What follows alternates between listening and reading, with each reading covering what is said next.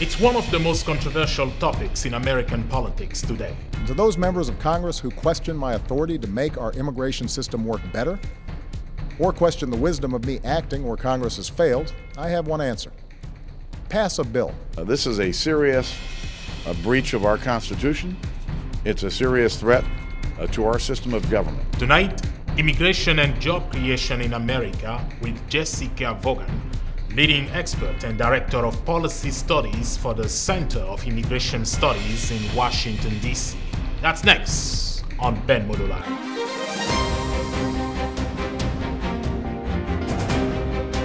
So you testified earlier this week before Congress, and in your statement you said that immigration enforcement is in a state of complete collapse. How so?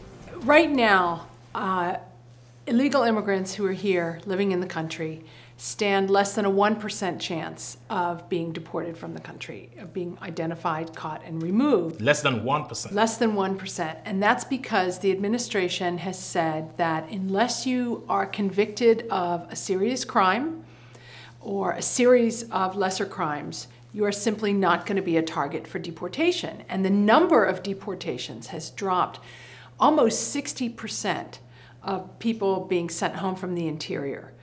Even though ICE, the main immigration enforcement agency, has more resources than ever before, better technology than ever before to identify illegal immigrants, and yet they're removing fewer of them, and even removing fewer who have been arrested for crimes. Is there a way to say what percentage of the illegal immigrant population is criminal? We can estimate it. We have much better information about criminal aliens now since the implementation of a program called Secure Communities. And that has made it possible for ICE to receive the fingerprints of every non-citizen who's arrested in the United States. But how relevant are those numbers? Are we saying that the immigrant population is more likely to become criminal? No, absolutely not. We do know now that there are about 1 million non-citizens who are arrested every year. Most of them are released and are still at large, and that's only 5 to 10% of the entire illegal population. So no, definitely not. Illegal immigrants and immigrants in general are no more or less likely to be involved in crime than Americans are. What we do know is that there are certain types of crime that are connected to illegal immigration.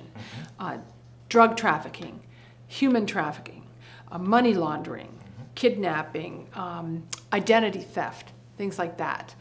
So if a community has those problems, gang membership, most of the growth in gangs has occurred because of the growth in immigrant gangs. But DHS says that the numbers are going in the other direction. Well, what they're referring to, they're saying that they are apprehending more people at the border now than in the last 3 years.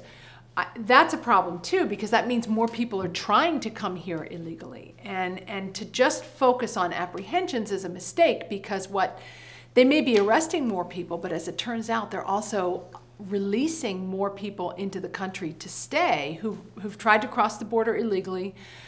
Border Patrol catches them, and instead of sending them back quickly, what they're saying is, you can stay here, we're going to give you an immigration court hearing that's going to last, these proceedings are going to last for 3 to 5 years, and in the meantime, you'll be able to live here with your family. So the president is saying that the border is secure enough. Right, because they're catching people. Exactly. Now, but they're releasing them, that's the problem. But he's starting somewhere. Would it make sense, or is it realistic, to deport 12 million people overnight? No, it's impossible. And I don't know of anybody who thinks we should even try to do that. So why is the president wrong? Because when you catch people and then release them into the country, that creates an incentive for more people to try to come and get here illegally, because they know that nothing's going to happen to them once they get here. The problem of 12 million people living here illegally did not happen overnight. It didn't even happen in just 3 years. It's built up over 10, 15 years of not enough enforcement. It's gotten particularly severe in the last few years, but the president did inherit some of this problem as well. The Bush administration didn't have the resources that the Obama administration Was enforcement, but they weren't so interested either.